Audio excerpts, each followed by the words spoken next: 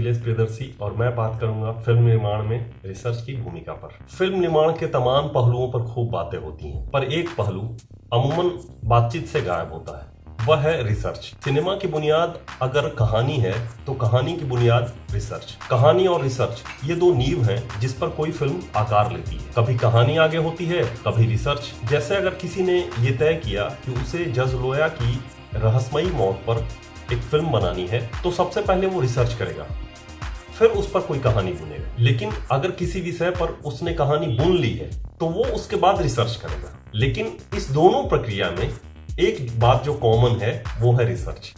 मतलब आपको रिसर्च करना ही करना है, पहले करें या बाद में। एक लेखक निर्देशक दुनिया के किसी विषय पर फिल्म बना सकता है, ये एक बात है। लेकिन उस विषय पर कहानी कहने के लिए क्या उसके पास पर्याप्त सूचनाएं हैं, क्या उसके पास फैक्ट्स हैं, यह दूसरी और सबसे महत्वपूर्ण बात है। जैसे अगर वह ईरान के न्यूक्लियर प्रोजेक्ट के आसपास कोई कहानी बुनना चाहता तो ईरानी सरकार की सख्तियों को देखते हुए क्या ये पॉसिबल है? इसी तरह अगर कोई रफाल सौदे की भीतरी कहानियां कहना चाहता है तो ये कितना संभव है? उस पर ऑफिशियल सीक्रेट एक्ट लगने के कितने खतरे हैं? ये सरकार उस प्रोजेक्ट को किस तरह से देखेगी? और सबसे बड़ी बात, उसे ये जानकारियां मिलेंगी कैसे? इन सारे सवालों का एक ही जवाब होता है, रिसर्च। एक लेखक निर्देशक इन सवालों से जूझे बगैर कोई सिनेमा बना ही नहीं सकता। रिसर्च ही वो जवाब है जिसके बाद वो तय करता है कि उस विषय पर उसे आगे बढ़ना है या नहीं। तो रिसर्च फिल्म के प्री प्रोडक्शन का वो पहला चरण है जहां से फिल्म की स्क्रिप्ट शेप लेती है। तथ्यों के सहारे कहानी की बुनावट गाढ़ी होती है और एक यादृच्छिक विचार सिनेमा में जाकर तब्दील होता है। वैसे तो इतिहास, विज्ञान, तकनीक, यथार्थ परक सिनेमा में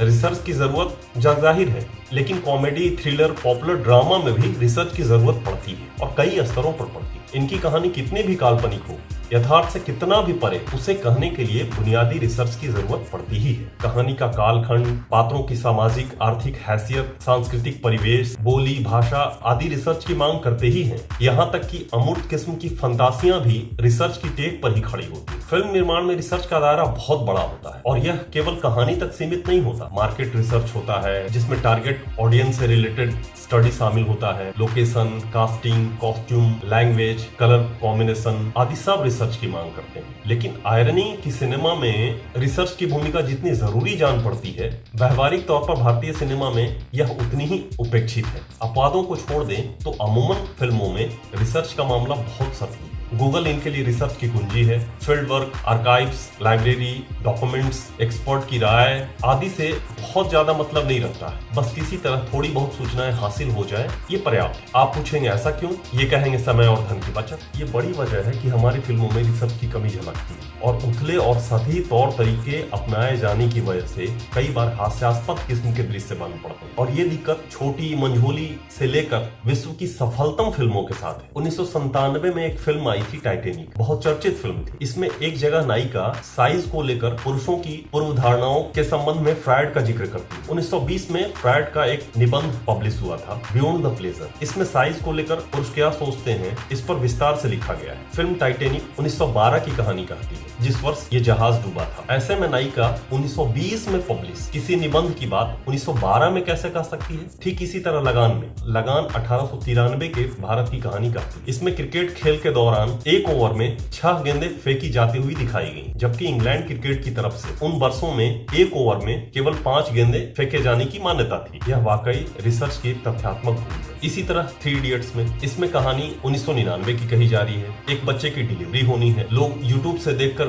डिलीवरी करवा रहे हैं। अब यूट्यूब की शुरुआत 2005 में हुई, जबकि फिल्म 1999 की कहानी कर रही है। तो 1999 में यूट्यूब को कैसे दिखाया जा सकता है? बेसिक बात है, कभी खुशी कभी गम के एक सीन में अमिताभ बच्चन के किरदार को नोकिया कम्युनिकेटर मोबाइल के साथ दिखाया गया है। कहानी चल रही है 1991 में, जबकि नोकिया कम्युनिकेटर लॉन्च हुआ 1996 में। इसी तरह फिल्म पीके की बात, उसका एक कैरेक्टर सरफराज कहता है वह ब्रूज में पाकिस्तानी एम्बेसी में काम करता है, जबकि फैक्ट ये है कि ब्रूज में पाकिस्तानी एम्बेसी है ही नहीं, वह ब्रसल्स में। इसी तरह की एक गड़बड़ी जिंदगी ना मिलेगी दोबारा में है। इसके एक सीन में लोग स्पेन में मनाए जाने वाले ला टोमेटिनो पर्व को सेलिब्रेट कर रहे हैं। ये फेस्टिवल वहाँ हर साल अगस्त में मनाया जाता है, जबकि इस फिल्म में लोग इसे जुलाई में ही मना रहे हैं। रावण की गड़बड़ी और बड़ी है। इसमें शाहरुख खान के किरदार का नाम शेखर सुब्रमण्यम है। फिल्म में यह किरदार दक्षिण भारतीय हिंदू का है, पर इस किरदार की मौत के बाद इसका फ्यूनरल दिखाया जाता है, जो ईसाई रीति रिवाज का हिस्सा है। दिलचस्प कि अगले ही सीन में इस किरदार के अस्थियां विसर्जित की जा रही हैं। भाग मिल्खा भाग और हैदर में मोबाइल टावर दिखा दिए गए हैं, जबकि भाग मिल्खा भाग 1950 के आसपास की कहानी है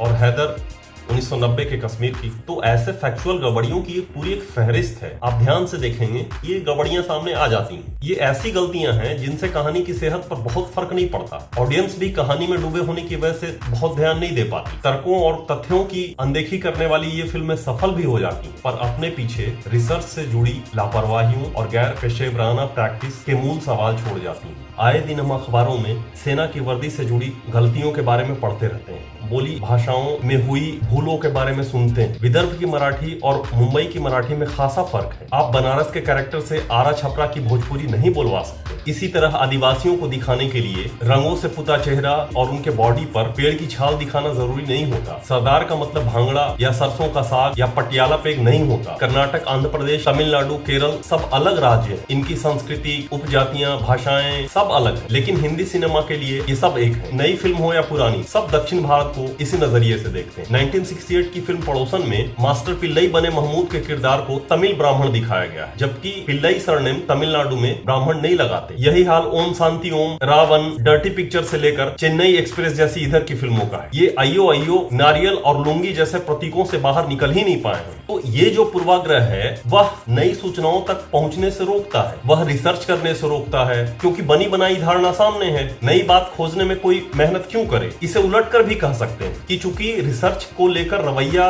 बहुत ही उदासीन है, तो जाहिर है फिल्मकार पहले से बनी बनाई धारणा के साथ चले जाते हैं। विज्ञान और तकनीक के मामले में भी फिल्में बेहद दोहराव का शिकार होती हैं। विज्ञान और तकनीक में हो रही प्रगति को देखते हुए हमें ये समझना होगा, फॉरेंसिक जांच मैग्नीफाइंग ग्लास से सबूत ढूंढने के सीन से आगे निकल गया है। असल में हमारा सिनेमा कहीं न कहीं एक किस्म की जड़ता का शिकार है, एक ऐसा यथास्थितिवाद जिसका सिर्फ एक ही तोड़ है, रिसर्च। यही है जो पहले से बनी बनाई पूर्व धारणाओं को तोड़ने का काम करता है, सिनेमा में नवाचार के लिए प्रेरित करता है और नया कुछ रचने के लिए सामग्री देता है। मोबाइल क्रांति के बाद अब सबके पास सब किस्म की सूचनाएं हैं। लोग पहले से ज्यादा सूचित हुए हैं। सूचनाओं के मामले में उनका मनोविज्ञान बदला है। ऐसे में संकेत, प्रतीक, व्याकरण, लोकेल आदि को समय के साथ ट्यून करने की जरूरत है। अब अस्पताल में ऑपरेशन कक्ष के तनाव को दिखाने के लिए दरवाजे पर लगे लाल बल्ब के प्रतीक पर्याप्त नहीं है। ये समझना होगा कि अब ऑडियंस को ज्यादा बारीकियां चाहिए। अगर लूट पर आधारित फिल्म है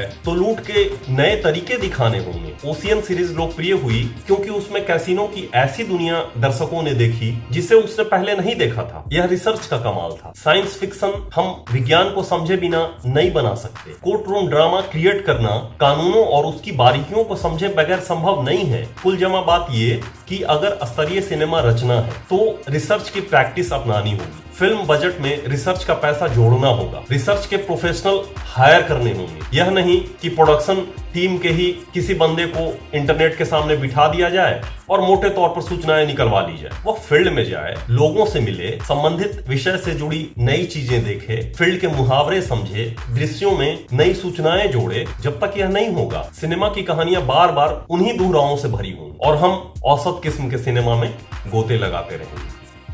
धन्यवाद।